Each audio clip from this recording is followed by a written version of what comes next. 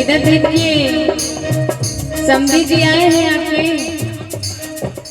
समधी जी आए हैं कि नहीं आए हैं? आए हैं ना, तो लेकर आइएगा समधी जी को भी मीठा मीठा खाना खा लेंगे तो मीठा मीठा गरिया चलिए। और नाम सारे लोगों का लिख के दे दीजिएगा। उठा है राजा बबुआ हो जा तैयार हो, उठा है राजा बबुआ हो जा तैयार हो। दुआरे तिल का हरूले, दुआरे तिल का हरूले, चुमे लीलार हो। दुआरे तिल का हरूले, चुमे लीलार हो।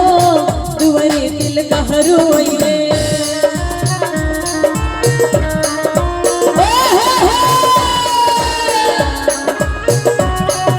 क्या बात है, जय हो।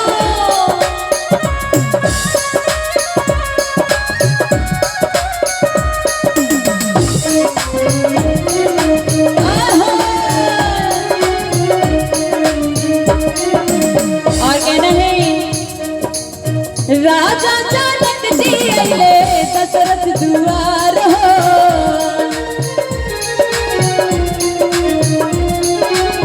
राजा जनक जी अइले दशरथ दुआर हो। राजा जनक जी अइले दशरथ दुआर हो। धन हो जैती के पापा, धन हो जैती के पापा, भगिया तोहार हो।